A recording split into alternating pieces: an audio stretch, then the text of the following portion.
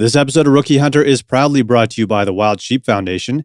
Become a member, renew your membership, and join the Less Than One Club at wildsheepfoundation.org. And make sure to check out Sheep Fever, the official podcast of the Wild Sheep Foundation. Do your part to put and keep wild sheep on the mountain.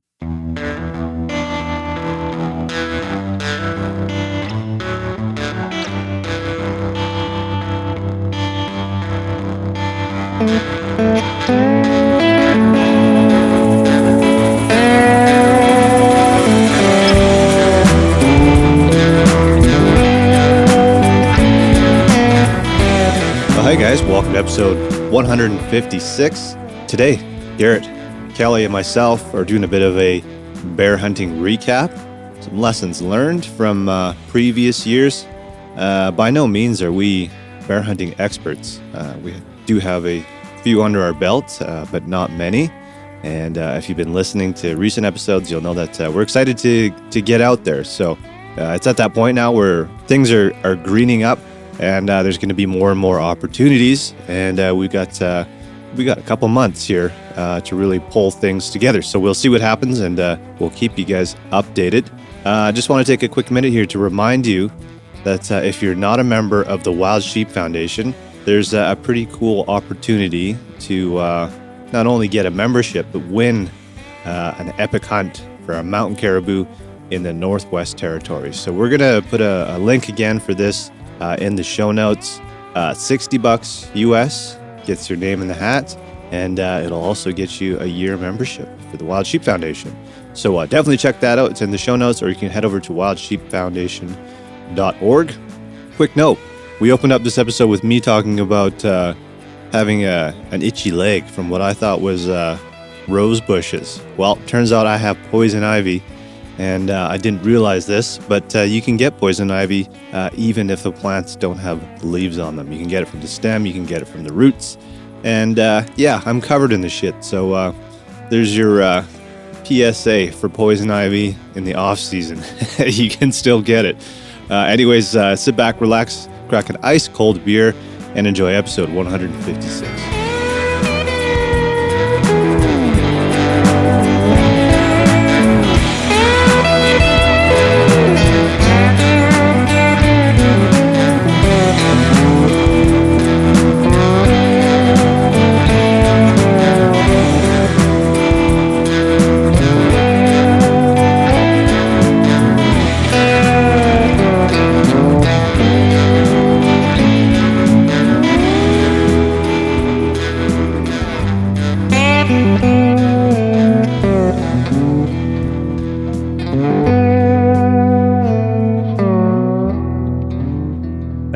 I went for a long run, you know where, Kelly? Yeah.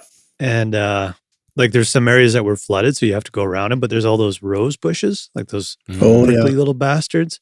So they just like cut the shit out of my leg, and now it's all like itchy and scabbed over.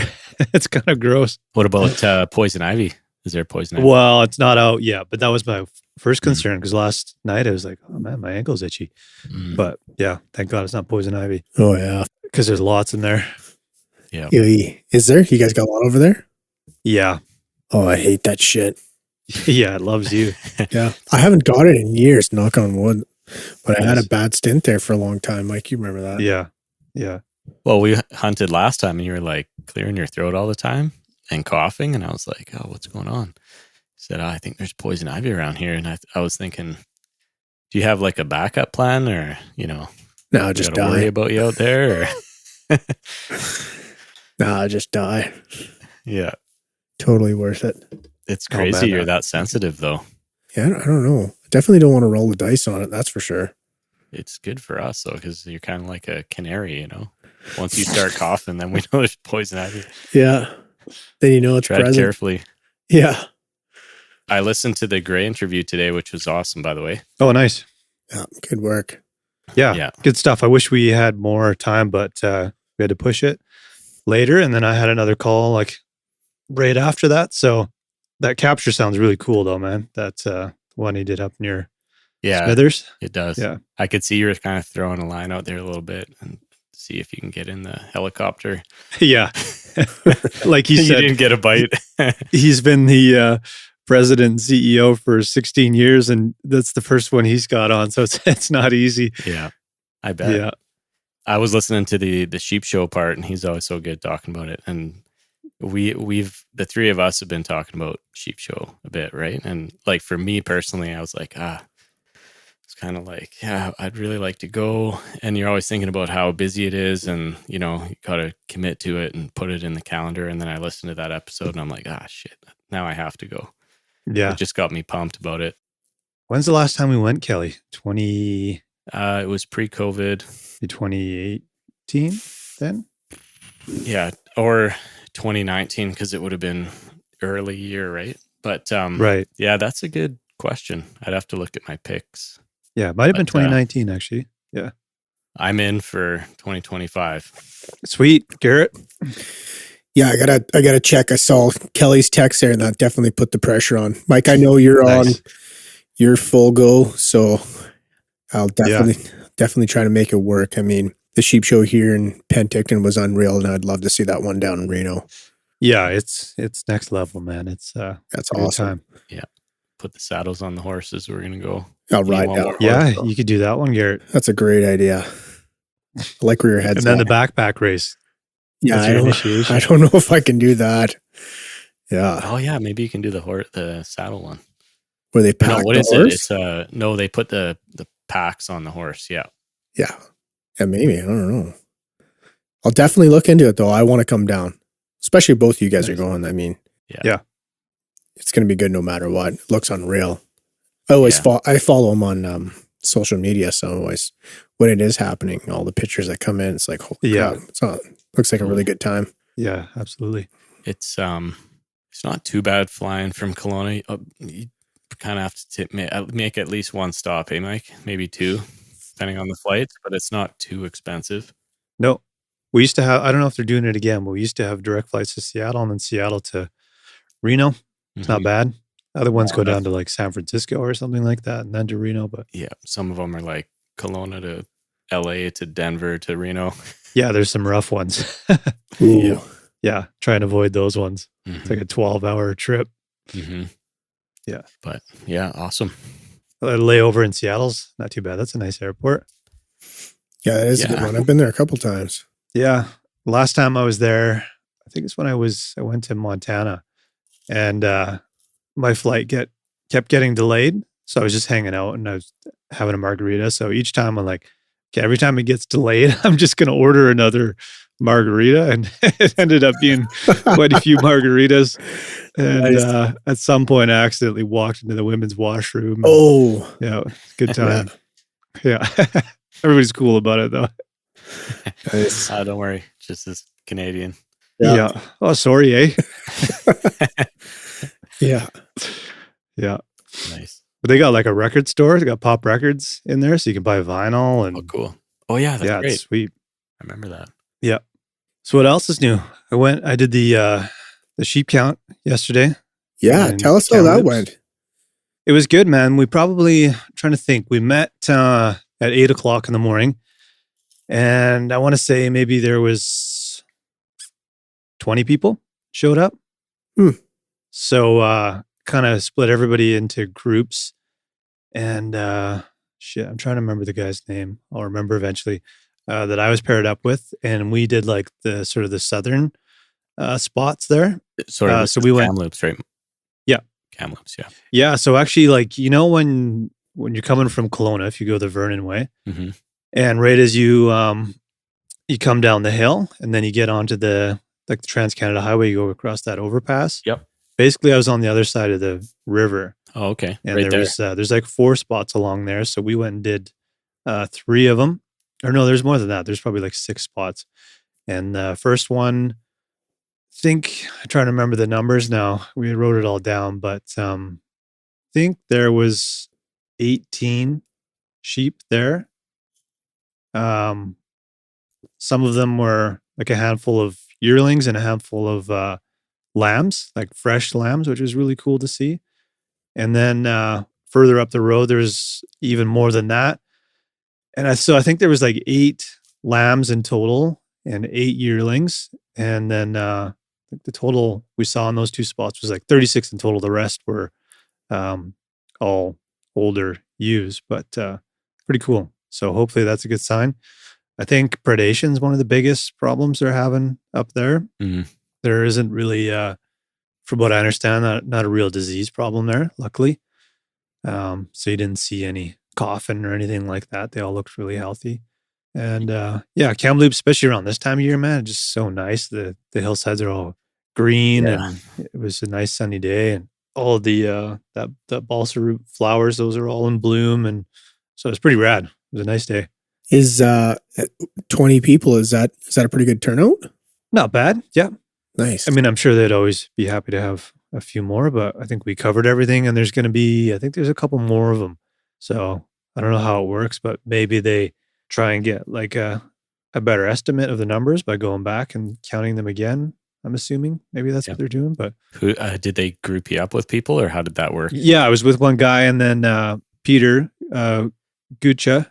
Yeah. That's how you say his last name, right? Well, he just called him the Gooch. I'm sure he doesn't love that nickname. No, I think you nailed it the first time. Peter Gucha. And he was with a couple. The three of them were kind of closer to Kamloops, and then they were making their way towards us, and we met in the middle. And then everybody else went up in the sort of like Kamloops Lake area. Oh yeah, And, which is went really and checked nice things out area. there. So yeah, really nice. I drove up there later just to kind of cruise around and Isn't have there a look. Isn't there a golf course up there? Yep. Like Tobiano or something like that. I don't know what it's called, but there is. Yeah. Okay, because I've always wanted to golf up there. It looks just amazing. Yeah. Anyways, that's a different podcast. But yeah, cool country. And nice to see all those lambs, because like some of them are pretty wobbly, man. Yeah, Like probably born like within the last couple of days, sort of thing. Oh, wow. And they were nursing and stuff. I mean, we were watching them through the spotter and stuff, and yeah, it's pretty neat. Did you get a chance to try out any new glass, or anybody rolling with some gear there that you've never tried before? No, just had my binos, and then the guys with had a nice spotter. So Nice. cool. that was enough to get it I done. should Yeah. even gave you mine. Yeah, I was thinking about that, but I figured somebody would have one. Totally. Well, I guess like you're doing it in the middle of the day, or are you doing it? Yeah, Yeah. 8 a.m. we met up. So we went right till probably about 11:30. So you got the full daylight. Are they out? They must. Well, you're seeing them, so they usually Yep. just Yeah, hang they were out. moving around. Oh yeah, cool. Yeah. Yeah, I guess what I'm getting at is you're not trying to use glass right at dusk or dawn, right? No. So you're not trying to. No. Yeah. Are you still liking those binos? You rolling? Yeah. Yeah. Yeah. The Diamondbacks. Yeah, Do that's the good. Yeah, I've had them forever. One of you guys, I Yeah. thought one of you guys had your vehicle busted into, and they got Oh, that Kelly. was stolen. me. Yeah, I had Diamondbacks, and my InReach and my binos got stolen in my driveway. It's like the one time I've ever left my truck unlocked. Oh, And I kind of knew it. Like I went to bed and I didn't do my, beep the alarm routine before I went up. And I was like, it's probably fine. And then I wake up and the console's empty. crazy. But I did use it as an excuse to get some Mavens, which are Those are pretty really good. nice. Yeah. Yeah, they were pretty good value, actually. Actually, that was like a sheep show sort of purchase. I think you were checking them out there, weren't you? Yeah, I think you're right.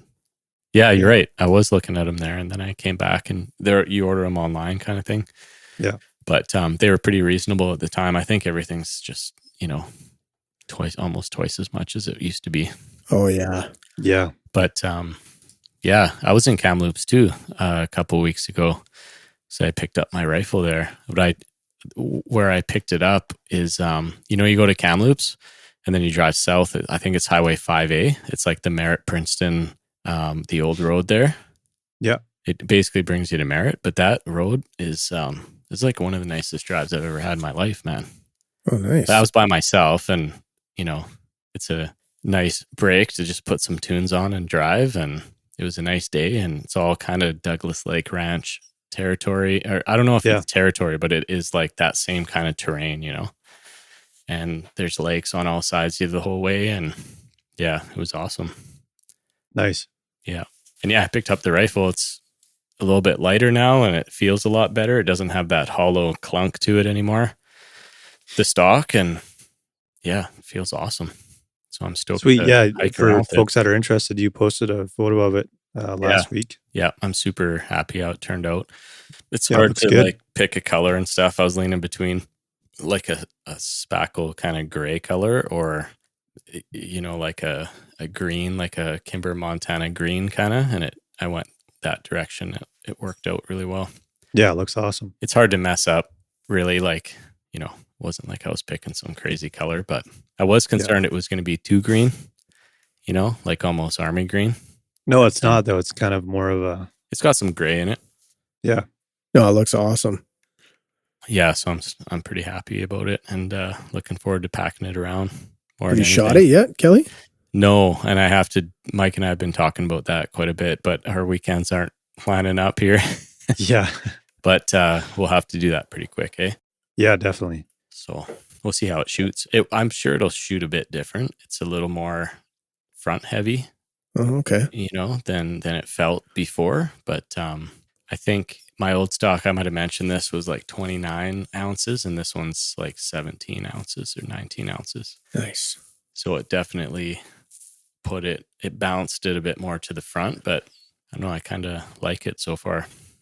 Yeah, right on. Cool. Yeah, we'll have to get out there soon, Kelly. Yeah. Nice. Yeah. So what about you, Garrett? What's going on? Oh, lots. I got a Christmas list of shit that I'm doing here. You're neck deep in reno still. Yeah, full swing reno. Hockey's still going with the kids. Yeah. Still going out hunting, training horses, running hounds. Have you been out for bear? Yeah, I've been out a couple times with bear. Chased 2 bears with the hounds. They're just scrawny, but still good. Still fun to get out. I mean, I go out with them. I say on the podcast pretty much all the time anyhow, but now it's hunting season, right? Yeah. So what does that look like when you're walking around? I assume the dogs are well ahead of you, and then they just start making noise and your heart rate goes up, or how does it work? Pretty much, yeah. That's pretty much how she goes down. Yeah. There's a fellow named, you guys probably know him. I follow him there. I think his name is Cliff Gray. You guys heard this guy? No. He's a wealth of information. He's on social media too. So if anyone's listening to us, Go check him out. But I listen to him a lot there, and he's got some really good information about where to look for bears and that. And pretty much everywhere I find them is where that water's coming out of the mountain. It's not there in the fall, but in the springtime where it's running out, all those little streams. Yeah. You get that green up right away. Yeah. I know we mentioned quite a bit on the podcast. So you pick those south-facing slopes and you look for all the green up there and wait for the bears. But with hounds, I don't have to wait till like late in the evening. So I just get in these areas where they're kind of hunkered down, these bears. Right. And these spots that I go to is, there's usually bears in there. And the guy's right, man, that they're usually hanging out right next to those little streams. It's nice and cool. Oh, there's green vegetation growing next to it. And then I just get in there and walk around, and the dogs usually turn up 1 or 2. I mean, they're nothing big or so I'm not really super eager to pull the trigger, not unless it's like a nice one, you know what I mean? Yeah. But it's pretty fun when you get on them. Cool. Yeah, I bet. So do you end up treeing them, or do they just take off? Or they take off and they run and they run and they run. They keep running. Yeah, it turns into kind of like, okay, I know they're on a bear. I know they're chasing something they should be chasing, and then it's just kind of like, it's time to go home. Right. They haven't really put up enough pressure to put them up the tree. I mean, it's only the 2, but the ones last year they put up the tree. So yeah, it's kind of like a juggling thing. It's like, okay, how much time do I have to spend running through the woods after these? Right. Just got to get home, do other things, but I'm happy they're on a fresh track, chasing something they're supposed to be chasing. Yeah. It's good workout. It's good workout for me, good workout for the hounds. Yeah, for sure. So yeah, it's good. How do you get them to stop? I got a little, like a tone on them, like I just beep them. And then if it's really like with these bears, sometimes they listen, sometimes they don't. I mean, that's a hound, right? Yeah. They're so stubborn. Yeah. But it's packing around the 300 Win Mag. So it was a little different than that 270, that lightweight 270. So I thought I would give the 300 some love and pack that thing around. It's a nice gun, but it's definitely, you can feel the weight. Mm-hmm. But I got to break that one in. That thing hasn't shot anything. Yeah. Nice. Yeah. That's good. Garrett, you were talking about maybe getting out with the horses for bear. How's that looking? That's looking. I've been training them like consistently, like that's the big thing, right? Being consistent. Yeah. So I got up early. Well, not early. I got up today, working with them yesterday. Been working with them all my days off. Nice. They're getting good. Me and my wife got them up the mountain yesterday. So I trained them in the morning yesterday, and then we took them out into the mountains. They still got some young, unpredictable blood in them. Right. Yeah, they're still a loaded gun. I wouldn't necessarily hand the reins off to someone who doesn't know what the hell they're doing. Right. Yeah, that could be dangerous. A and B right here. Yeah. Yeah. I ask you this every time, Garrett, but how old are they now? They just turned 4. Okay. Yeah. So that's still that like teenager energy, eh? Yeah, like that adolescence. Like they got. What are horse years? Dogs are like 7. I'm not sure, Kelly. I'm gonna Google it. But yeah, I got them out. Got them on the trails. I mean, I've been taking them out, obviously, but yeah, the more you work them, the more training you put into them, the better they are, right? Just like a dog. Yeah, for sure. So the more time spent, I think my wife there shot a video of me training them. Maybe I'll post it up on the page. Yeah, do it. Yeah, just a little bit. And like I said, that consistency and over and working with them. Yeah. It's always good. But it's getting close. It's getting pretty exciting.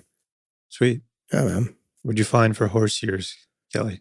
It says there isn't one age calculator, but one estimate is 6.5 human years for each horse year up to 4 years old, and then 2.5 human years starting at age 4. So what do you say? There are 4? Yeah. So yeah, they're like, I don't know, 24, 30-ish. Holy. Does that seem right? Yeah. I don't know. It says 6.5 years for every horse year up to 4 years old, and then it slows down to 2.5 years after that for every year. Yeah. So yeah, they're 24, 28-ish. Yeah. They're prime. Well, they're getting to the point now where like I can work them more. Before, when they're younger, I couldn't really, I'd do a little bit and then that was it. And then the next day I'd do the same a little bit until they got it. And then I'd move on to the next thing. Where now I can get up, I can work them in the morning, give them a little break, and then work them again in the afternoons. They're getting the double dose. Nice. Right. Yeah. So it's coming. Cool. Nice. Sweet.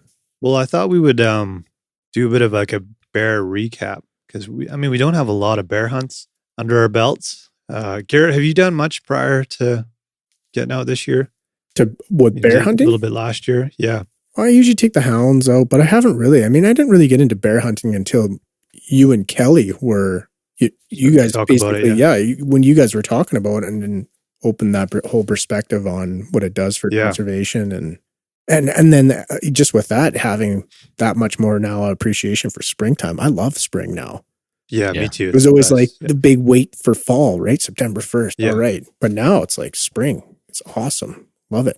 I feel like I've seen a bear every time I've hunted with you, Garrett, because we saw one on the elk hunt. Yeah. And then we saw one on the most recent elk hunt. Oh yeah.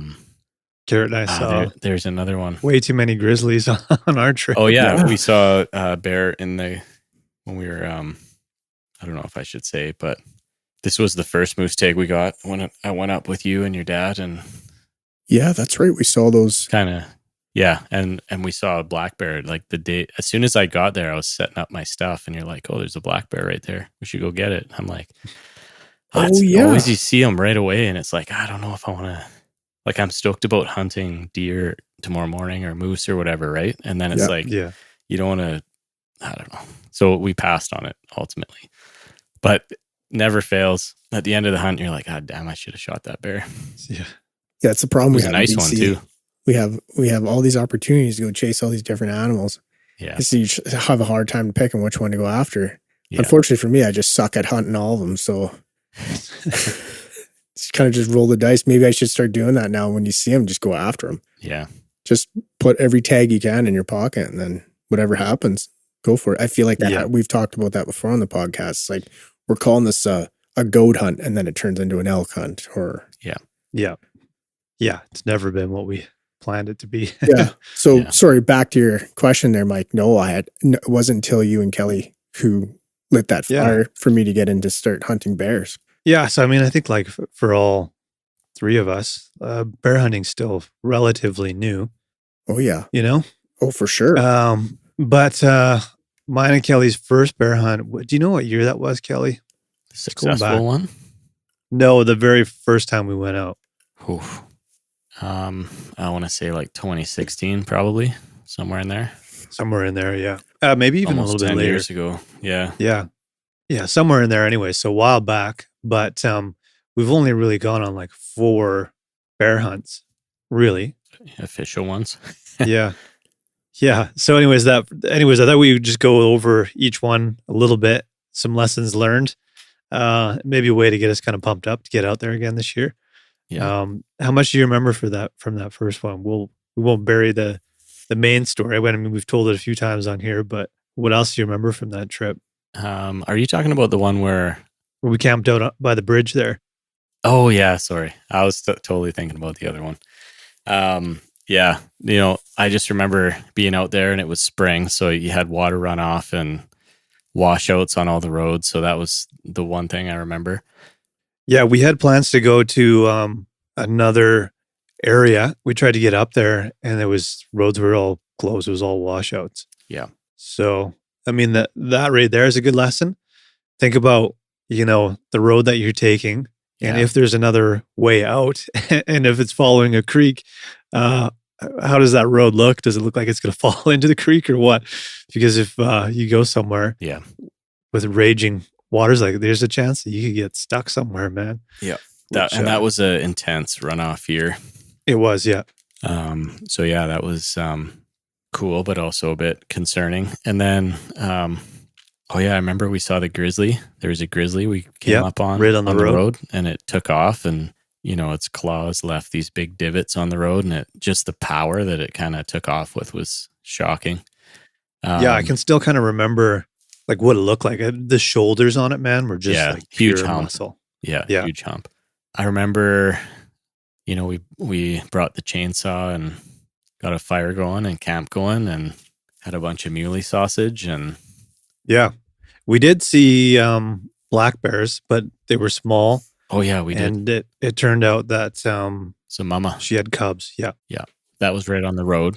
Yeah, I think that was we just had the one night, so pretty eventful for like one dedicated day of hunting. Lots of sign too. Yeah. Did you guys like research shot placement on the bear and go down that? Yeah, we would have looked in at it quite a bit, and I think one of the biggest inspirations to get out there was Renella's Big Game. Oh, okay. I always forget what it's called. What is it called? It was volume 1. Volume 1, yeah. Of hunting and cooking big game or whatever. I got it somewhere. Anyway, I think you've got it too, Garrett. Yeah, you guys got it. You guys got it for me as a gift. I love that book. That thing's awesome. Yeah. So I think it was reading that kind of got me excited about it and nice. Sort of made you worry less about like trichinosis and realize you could do some really good things with it. And I think there's a bit of a breakdown on shot placement and how to skin them and shit probably. And I don't know, there's lots of good information. I haven't looked at it in a long time. I should probably have a look actually. Yeah. But that was probably the biggest inspiration, I think, to give it a try. Nice. Yeah. Yeah. I feel like there's a lot of more inspiring people now talking about bear hunting. Yeah, for sure. I'm not sure if you guys know that Clay Newcomb too. He's part of the Meat Eater. Yeah. And he was a bear hunter before that too, and he's a houndsman. And then I go back to that Cliff Gray dude. He talks about how the vitals sit different in a black bear compared to like an ungulate, right? And how they're situated on the body. And he also goes into some details about caping them and, different things. And then Clay Newcomb also talks about how to use the fat and different things you can do with the bear. So I feel like there's more and more content rolling out, and it's inspiring, like you're saying, to go out and get after bears. So, I mean, I don't know if that was out 2016. I don't think so. I think it was a little bit later, somewhere around there. Yeah. But going back to that hunt, because there was a big lesson learned that took place afterwards. Kelly and I were enjoying some whiskey around the campfire, just having a great time. And Kelly, you got the inReach? First time using it? First time. And I told everybody, yeah, I'm going to send you a note, because we might come back. We might not. If we end up, we brought all our camping gear. If we end up staying over, then I'll send you an inReach. And then, so yeah, just like that whole, even already you're kind of setting yourself up for failure, right? And then we went out there and of course the messages didn't go through and everybody's losing it. They thought we were stuck out there or something. But what happened was I just sent the text to their phones and I phoned inReach, and so basically the messages didn't get through. So when I got back into service, I phoned inReach and I was like, what happened here? Because I sent these messages and they didn't go through. And they said, well, it's just the SMS line wasn't working. If you would have sent them through email, they would have worked because it's a different channel.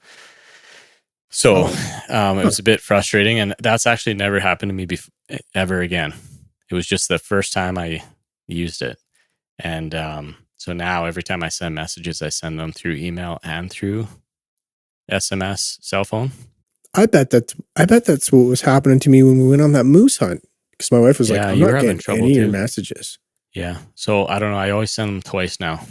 That's good to know. To my wife's email and to her wife's phone. It counts as 2 messages, obviously. So, if you care about how many times you're getting dinged, then something to keep in mind. But I think it's worth it for the security.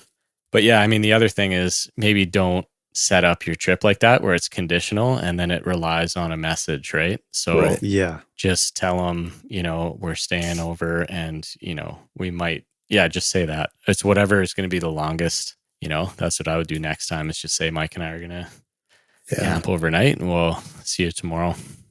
Yeah. I think the best way to go about those things is just to say, hey, we'll check in as often as we can, but don't expect it every day. Could be every day.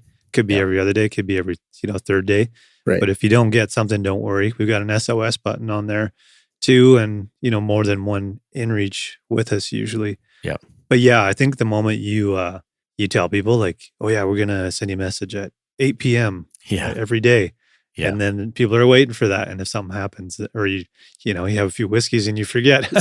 No, I think that happened to Dennis Regner, Garrett. Oh. He was up, where you guys used to hunt the same spot, I think. Oh, okay. Yeah. He was up there by himself and totally just forgot to, send the check-in, and cops rolled up and everything because everybody was worried about him. Oh, no. So they went up there and he was just sitting there having a beer by the campfire, just having a great time. He's like, oh shit, I totally forgot. So it's just kind of unnecessary worry to just never set up a rigid check-in system. Just check in when you can and make sure people know that you've got the SOS if something happens. And that's it. It was kind of a perfect storm too, because I kind of gave the impression that we were coming back, and then I kind of threw the tent in as an afterthought. Right.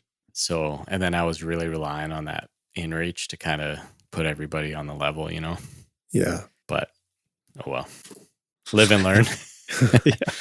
Man, I got a real love-hate for Garmin. I mean, I don't want to use this platform to crap on products, but I've had some really good something. I've had some really good. Now I've logged a lot of years with it. I've even with the Garmin Titronics, I think that's what it's called, with the dogs.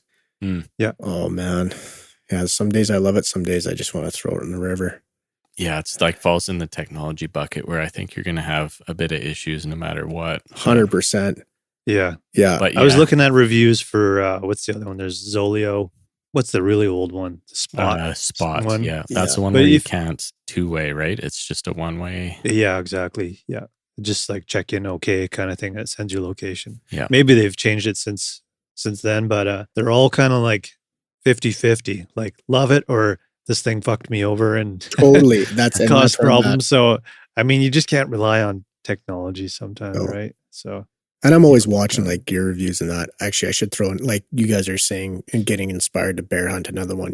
If people are listening and they're getting into it, they should check out Brian Call and Stealthy Hunter. Their bear hunts. They're very well put together, and they go over their gear list. And what they said was they like the inReach because if all else fails, you still have a way to text on it. You not text, but send a message. You can punch the buttons on the side of it and still be able to send some out. Where some of those other products, you have nothing. So if your cell phone smashes or anything, you're screwed, right?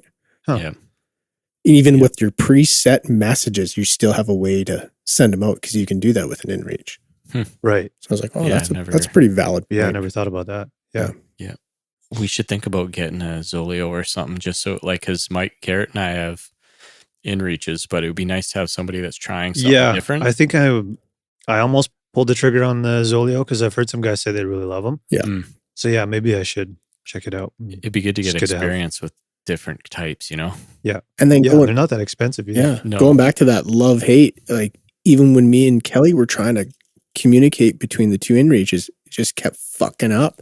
And I think Kelly, I was like, forget it, whatever. I can't remember. Remember that? Remember we were trying to communicate with each other?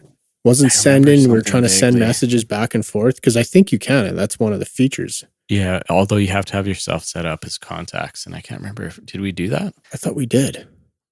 Yeah, it might have been. I just can't remember. But it worked up when me and Mike were sheep hunting. We were sending it to the guys at Dee's Lake.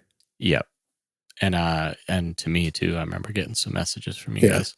Yeah, we were talking to Lander too. He was checking in on us, and that's always it worked really good up there. Every once in a while, sorry, I'm going on a tangent, but that sheep hunt was timed right over when James was born, right? So every time I'm uploading photos off my DSLR and I'm scanning through, it goes through August, and because I uploaded all your DSLR pictures to my file library. Oh yeah. So they're all kind of stacked on top. So it's like in perfect timeline, you know?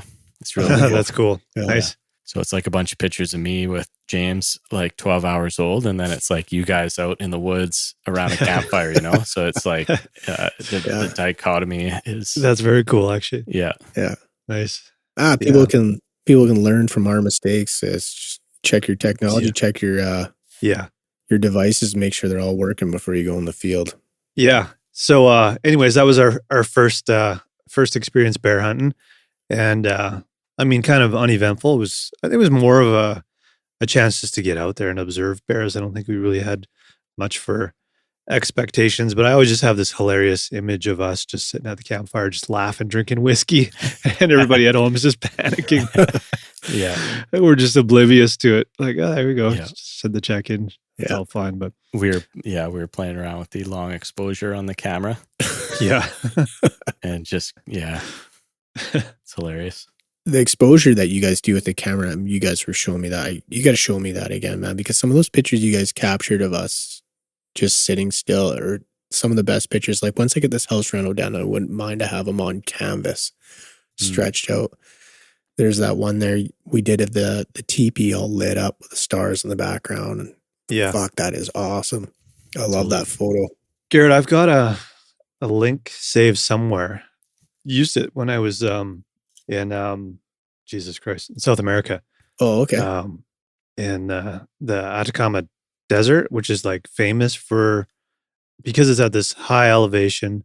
I can't remember what it is, but like you're like elevation sickness the whole time you're there. But the star viewing is insane. So I downloaded like kind of the spec sheet. So when I was out there, I could kind of like look at all these different settings for nighttime photography. So I'll send it to you because it was helpful. Yeah. And I got some pretty sweet shots of the stars when I was there. Like, you know, I'm like, without that, I'm clueless. So that's kind of, but it just gives you something to reference. Yeah. Like I should have wrote down what you and Kelly were talking about and went like, you know, through the long exposure and that and the settings. But I usually have to go on YouTube and just watch what people do and then write it down and then go back out and try it a couple times. Yeah, for sure. Yeah. It usually takes a bit of tinkering. But anyway, so our second kick at the can would have been your successful hunt, correct? Yeah, I think so. People who listen to the show are probably like, you guys got this all out of order. It's possible. It's possible, but I'm pretty sure this is how it went. And this was a fun episode that we did. It's the bear hunt part 1 and part 2.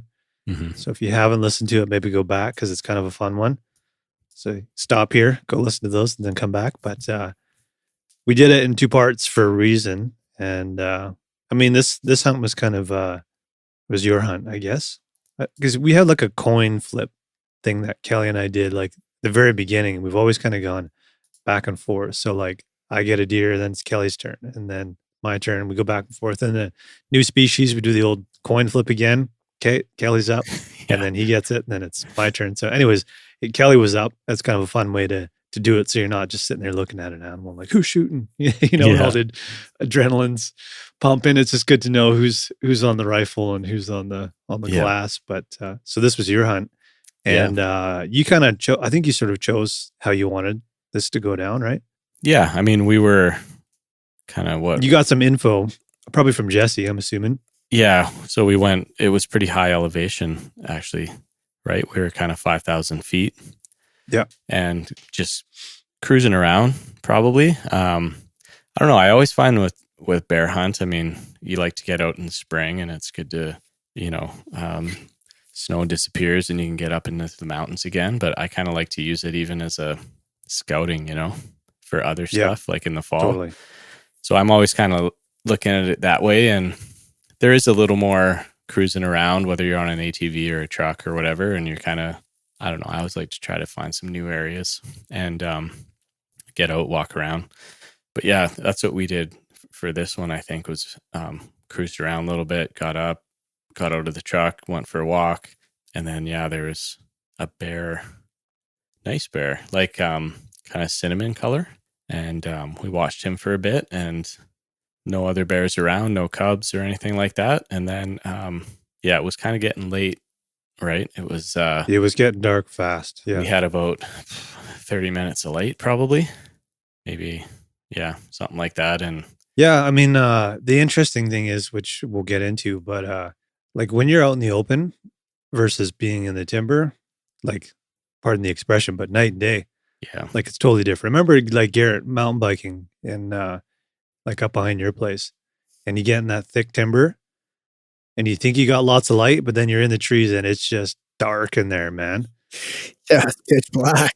Yeah. So it's deceiving sometimes going from open area to timber. It's yeah. Well, this bear was kind of transitioning between timber, right? Yeah. So he was kind of in the gap there, and then that was where I hit him, and he ran off, and I knew I had a good shot, but he ran off into the timber on the other side, and I was like, oh man. So kind of waited, and then waited like 15, 20 minutes, and then we went down, looked around on the road, looked for some signs, some blood or some fur or anything like that. Didn't see anything. We walked around for a bit, just couldn't see any sign on the ground, and I was like, oh man, did I miss him? It felt like a great shot. I couldn't. I was watching him in the binos, and I saw him kind of do he did the jump, the jump, and then I saw a little like splash of gravel, like dirt behind him. Yeah. So I was like pretty sure that you hit him. And then the light's disappearing, and the light's disappearing. Then I'm like, oh man, so it's getting to be dark, and I'm like, there's we got no the way. Headlamps on. Yeah, there's no way we're going into the timber after this thing, right? Like if it's wounded, or if and it was thick. It's thick like timber. Forestry planted timber that's like ridiculously close together. Oh man! So I was like, how did that feel walking in there looking? Not good. Yeah. Yeah. Lots of windfall. So if you got to turn and run, you're probably going to trip on something. Yeah. So it's not going to be good. I mean, long story short, we ended up deciding that we'd go back home. And then it was it was a long drive home. Fuck. Yeah. Depressing, and like, just, it's a mix of like anger at yourself, and just you're feeling for this. You think you wounded it, and it just makes you feel horrible. Almost sick to your stomach, and then you go home like I hardly got any sleep. Yeah, I remember just laying in bed, just being like, fuck. And the worst part was I had a commitment the next day, so I couldn't even go up with you first thing in the morning. I ended up meeting with you later, but you headed up first thing. Yeah, I got up at like 5 a.m. and threw Norris in the truck. I figured he could help me, and then drove all the way back up there. Yeah, you don't realize kind of how far we went until you're driving up there by yourself, and you're like, oh, Jesus. Yeah. So, I get back up there, put Norris on the leash, and just walking around with him to see if he could kind of point me in a direction, right? And within like 5 minutes, he finds the bear. It was like just inside the timber. It was sunk into a hole, but it would have died within a minute, like it shot off like a rocket, launched into the timber, probably stumbled into this hole that we never would have seen him in. And it was I almost think like that's a normal tree well. behavior when they're injured or Yeah. or they're about to die. They'll find like a little hole, like den type situation to crawl up in. I think, anyways. But yeah, it was like close. And yeah, I hit him right in the vitals. It was a perfect shot. And yeah, man, I basically, Norris was with me there and I skinned him out, brought the hide home, threw all the meat in the cooler. And then I had let Kyle and yourself know that I found I remember him. getting the inReach from you. I was like, yes, thank God. The inReach worked. On my way up at that point. And then, I met you guys. You guys were heading up. You were about halfway up or maybe 3/4. And then I was driving down. I met you there and we all, you were already done. Yeah. Chilled out for a bit and, kind of a huge weight off my shoulders and probably yours too, to just be in that position after. And all the meat was still good. It was nice and high. It was cold. Up there, nice and cold. So yeah, we turned that whole bear into Smokies and it was great. Those were It was good. one of the best Smokies I ever had. And I still got the bear right here. It's on my chair. It wasn't a huge bear, but it was nice, man. It's cinnamon and it's a good hunt. Who did the hide for you, Garrett, or Kelly? Somebody in Vernon. I can't something for sorry, I can't remember the name, but it's a outfit in Vernon. Cool. And yeah, they were good. When you brought the hide to him, was there certain criteria? Like, did you have to really clean it up or was it? I had it pretty good. Did you leave the skull in too? I did. Yeah. Yeah. Nice. And so I had the skull and all the paws and stuff obviously on it. And, but yeah, they weren't like super picky, but it wasn't a mess either. I mean, the mess was just me kind of doing that for the first time. I had, accidentally poked through the hide in a couple spots when I was skinning them out. Oh, okay. But they can make pretty good work of that. They kind of sew it up and it's good. But I feel like if I had another shot at it, I'd do a better job. But yeah, I just remember I had Norris tied to the hitch on the truck and I was like up the hill a little bit. And then I look down at him. He's losing it. He's barking. And I see this moose is staring at him on the road. So I don't know. It never fails. You go out there and you see some cool stuff. Oh, yeah. This made me think, Kelly, did I get you a knife and a Caliwit? Yes, you did. It was like a skinning knife with a curved blade. Yeah. Yeah, we should bring, because that's for like cleaning up the hide and stuff. Right. We should bust that thing out. Yeah, man. I'll bring it for sure. Nice. It doesn't have a case, so I got to like make something for it so that it doesn't slice us up. Yeah. Or carrying it around.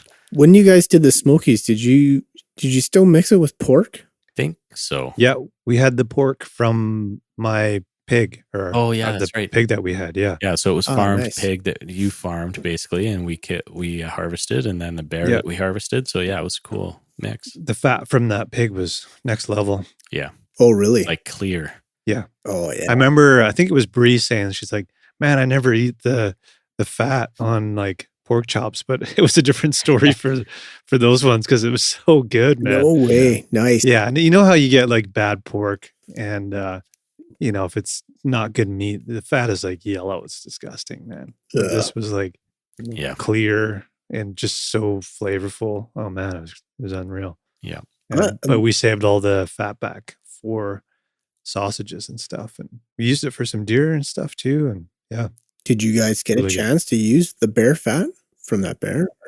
That's the thing with spring. I don't know if you're gonna find a bear with a ton of fat on it, right?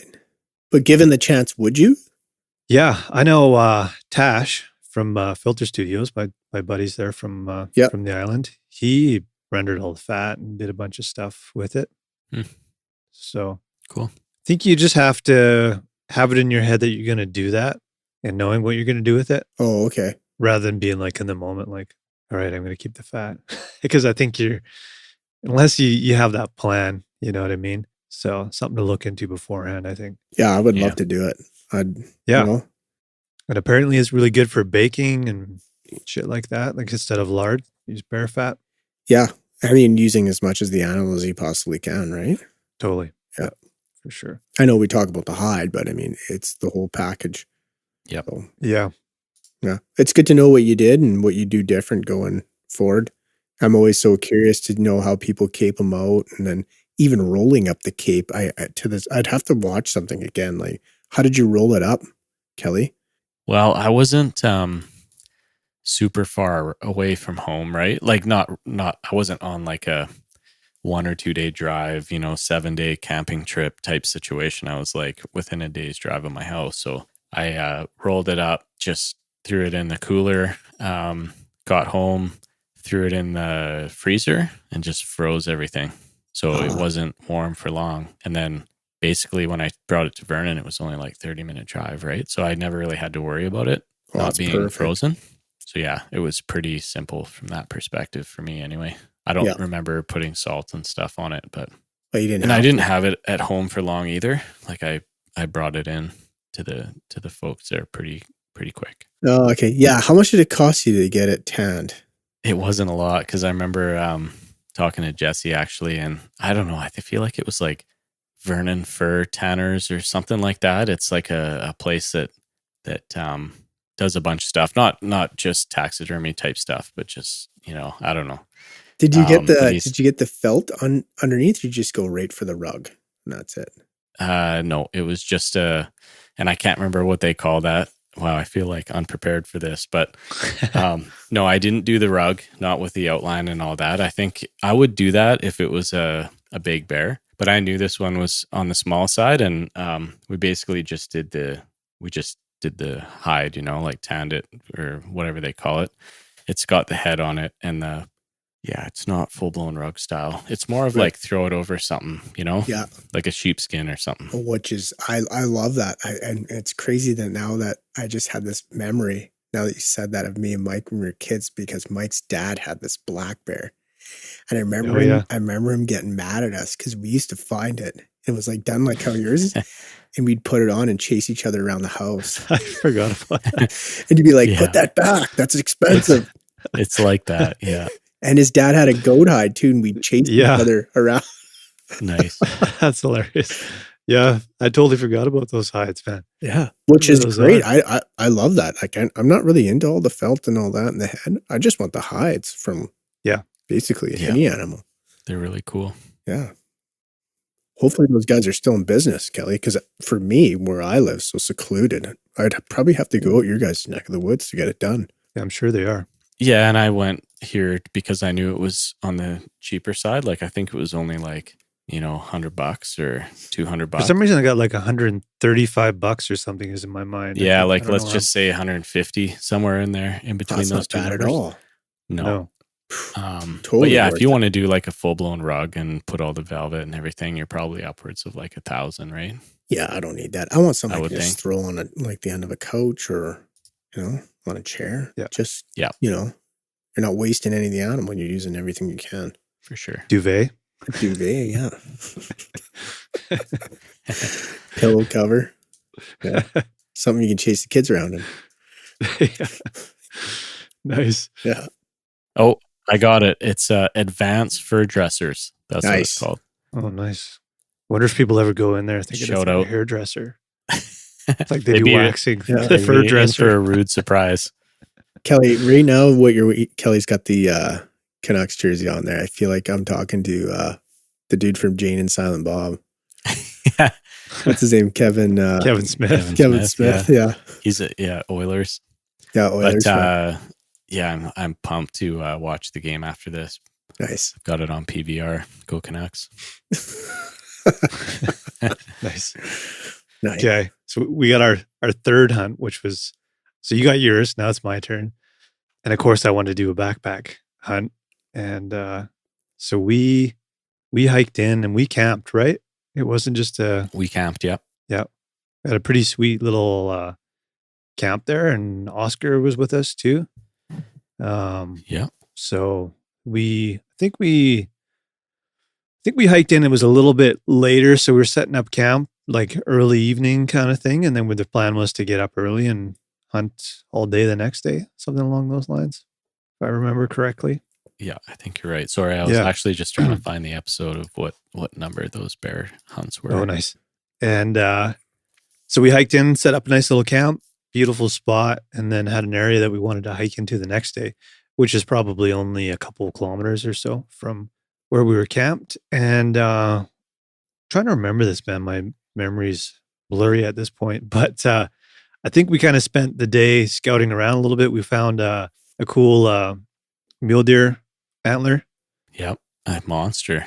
And, I thought it was an elk shed at first. Yeah. Just like the thickness of the base. What? Yeah, it was big. Yeah. And then we sat down and we recorded a podcast out there right where we found that shed. And yeah, it was kind of just a fun day to like explore, because that was our first time checking out that I just got the Oilers jersey, checking out that that area, right? Yeah, it was. First time in there. And then so must have been like early afternoon, I'm guessing. We headed back up to like this vantage point and just hanging out. Sure enough, like one of the situations, like, we've probably been here long enough. We should like hike out of here, head back towards camp. And black bear comes strolling in out of nowhere, basically. And what do you figure? A couple 100-yard shot? Yeah, a couple hundred. Yeah. That's what comes to mind anyway. And would have been late spring, I guess, feels like. Because it was pretty green at that point. But anyways, this bear comes strolling in, and a couple 100-yard shot where he is, and I'm just like not feeling comfortable. You know how like you got a good rest, but it was kind of just a shitty spot. And I was trying to set up on my pack, and it just felt weird. Like I was laying down, but my back was kind of like arched, and just nothing was feeling good. And I was still kind of hesitant about hunting a bear too. So there's like these two sides of me. I'm like, do I want to do this? I can't get a good shot. So I decided to like hike in and try and get closer, like almost spot and stalk kind of situation, close the distance and see if I could get closer to it. But ended up spooking the thing, and it fucked off up the mountain, the hillside there. And I chased it, but never did see it again. So there was a part of me that probably wasn't really that into shooting it at that time. And looking back, I feel like probably a good. I could see it too in the moment. Yeah. Yeah. Because I could tell you were like, nothing was feeling right. No, like I could tell that you just wanted to make it like put all the probabilities in his court. Yeah. And if it still worked out for you, then it was meant to be.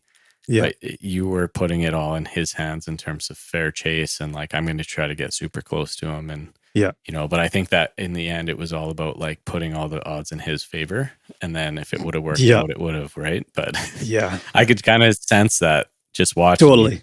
That's 100% accurate. Yeah. It was sort of like, gosh, I'm not going to be upset if I lose this opportunity. Yeah. Because just sort of whatever, right? I wasn't upset about it either, because that location is unreal to just sit there. And it's also just to hang out.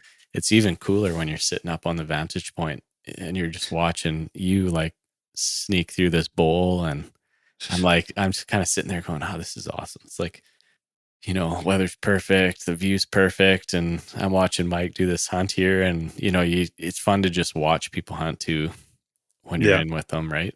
But that's actually that's pretty good perspective, because you compare that to like, would you have done the same thing if you saw a legal 6-point elk right there?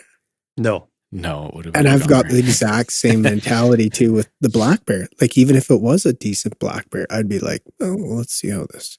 But if it was a 6, like, something, or a big 4-point muley, or, big whitetail, you'd be like, oh, shit. Yeah, exactly. With the black bear, like, well, we're just to see how this plays out. So that's pretty, I like that, man. Because I think the exact same way when it comes down to that scenario. Yeah, there's not like that buck fever situation where you're like, oh man, this is like my one opportunity to, finally found something like a legal buck or a bull or whatever. Yeah. With the bear, it's just kind of like, So I'm going to throw this out there.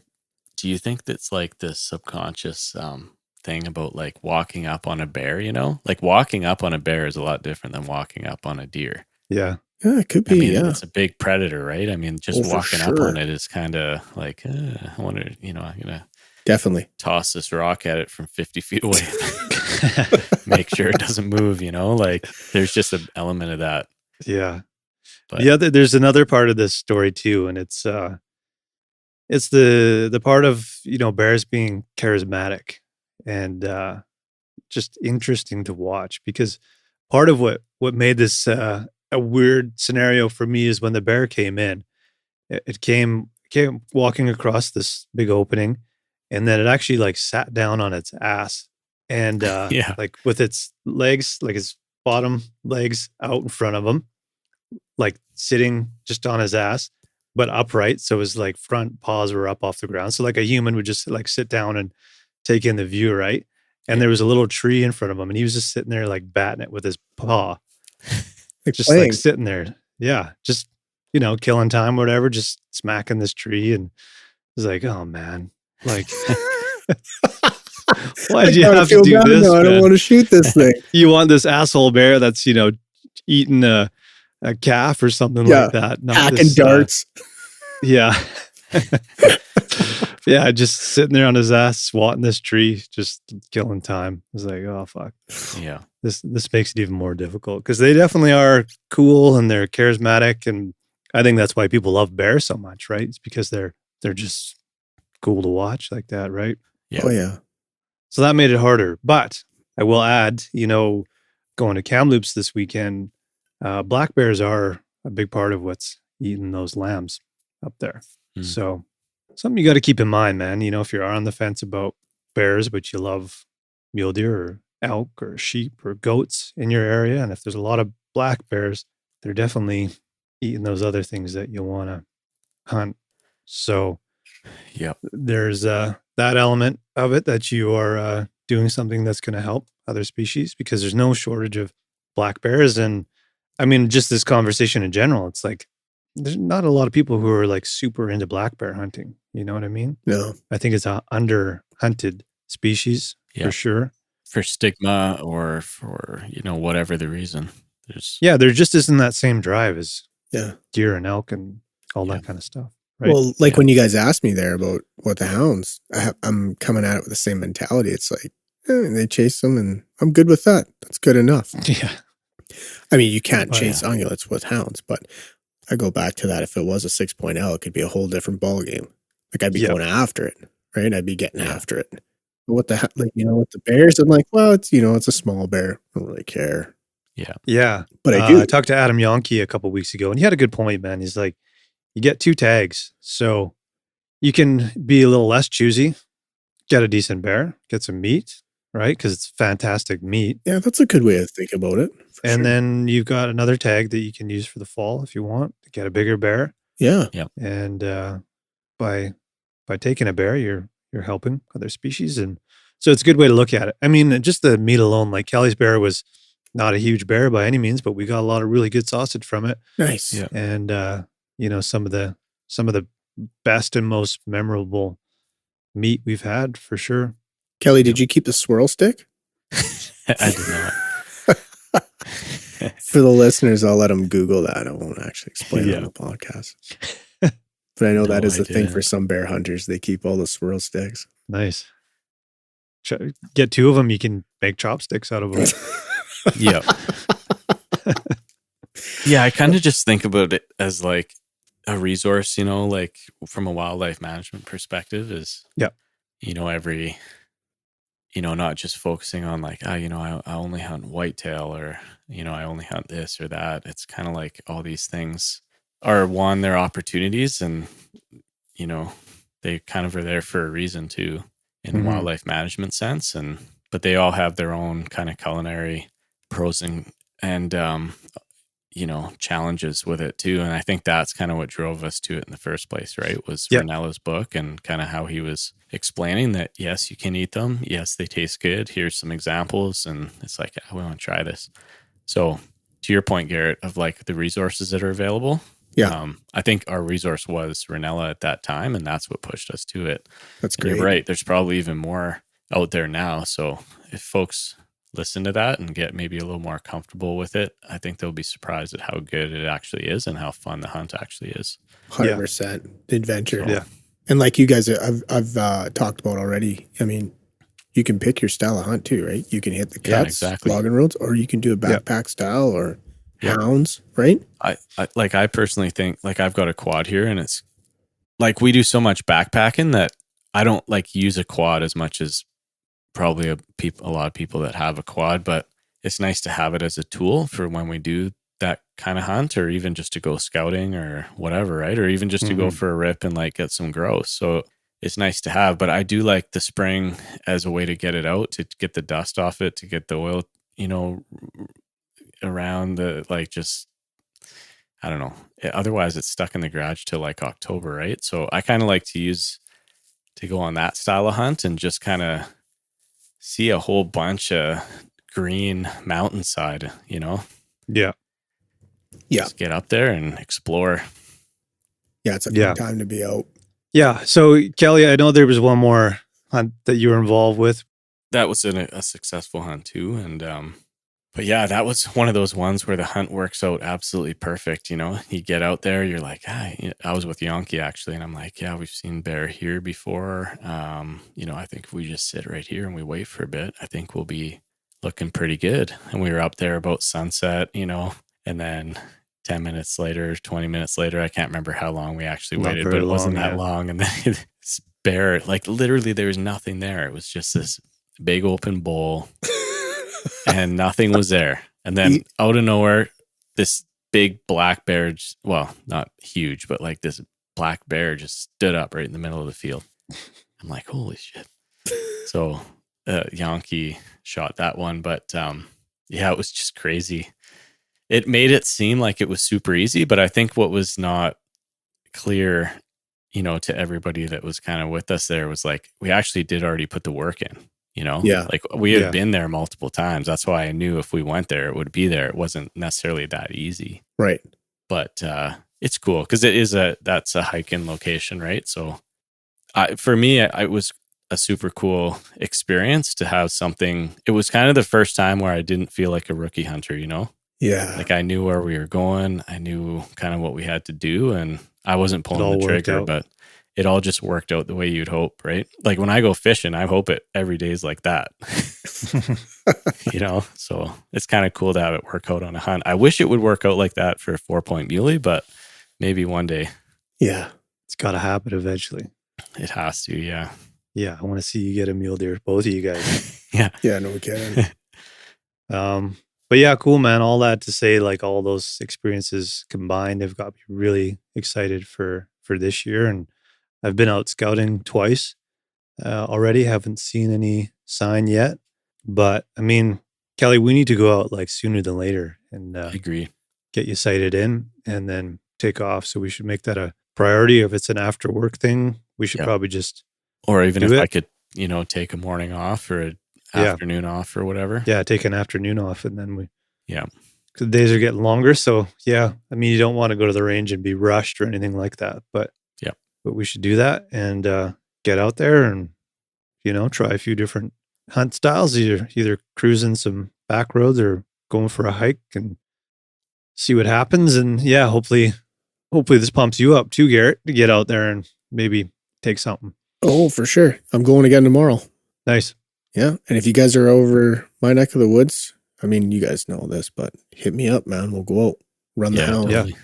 I was actually there a week ago, but it was just like a quick work trip. Yeah, I figured you bum dialed me there. I thought you actually were calling me to go hunting. I was trying to get a hold of you back. I was like, he's here. I was coming into Kelowna there and I like butt dialed Garrett and then he called me back and for some reason my cell phone wasn't picking up the service. I was transitioning back in. Yeah. And we tried to call each other back like 8 times back and forth. And it's just, it's not working. I was waiting for Kelly to be like, I brought all my gear. Let's go run the hounds. I was like, yes. Next time. And let's not forget the turkeys are out too, man. They're gobbling. They're doing their thing. Yeah, so right. Yeah. Just don't want to shoot a turkey with 300 Win Mag. I don't think that would work. You'd have to have really good aim high for that one. Yeah. Not me. Have you got a shotgun kicking around? No, actually, I do. I bought that single shot 410. I don't know. Can you shoot Oh, turkeys no. 410? No, you'll need a bigger one for that. Yeah, I think some people do, but 12 gauge. I feel like a turkey would just shrug off a 410, man. Because a Man, lot of guys, yeah. like I shoot a 3.5 inch like shell out of mine at turkeys, but they have like turkey shot and that kills them though, right? oh yeah, Yeah, they're dead. but even then, like you can hit a turkey and it'll just run off. Like they're tough. strong birds, man. I am gonna find that video of my horse kicking that one in the head, You should post that. and I'll put it up on our page. And that turkey takes it like no problem. Yeah, he's Yeah. like, yeah, is that the best you got? Yeah, it's pretty much what it was. Yeah, It was scrapping another turkey, and they got too close to the horse. As they're fighting, that same turkey also takes a kick to the head from the horse and keeps fighting the other turkey. That's how tough those things are. wow. Ugh, Yeah. nuts. Nice. Well, you should borrow I'm sure your old man's got a 12 gauge. Garrett, you should get out there. He does, actually. Yeah. Well, get that. Is it volume 2 or volume 1 of the hunting, butchering, and I think it's volume 1. Volume 1, that's the one you guys got me. You guys got me hunting, butchering, and cooking wild game? I think it's called. What'd you guys get me? Yeah, you guys bought me those 2 nice gifts. You bought me the book and then that Okanagan block for putting. Right. Right. Yeah, it's awesome. Yeah, Still read going. all the turkey stuff and get pumped, and then go out there and see what you can do. Yeah. See if you can call them in too. Your dad must have some turkey calls. Man, they respond to the dumbest shit. Like, I'll close the gate and it'll screech and they'll gobble. Really? Oh, yeah. Or I'll unlock my truck and it beeps and they'll gobble. Jeez. Yeah. Funny. It's weird. Yeah. Go get one. Sure, yeah. Just bring a door hinge with you. Yeah, that's your homework. That's your homework, Garrett. Yeah, that's right. Kind of like you and Yonki. Me and mine would be like, we got the door for. Watch this. Nice. Nice. Cool, boys. Well, good seeing you. Good Yeah. seeing you, man. And good luck, Garrett. Yeah, thank you guys too, Keep man. in touch. Yeah. Okay. Cheers. Cheers. Cheers.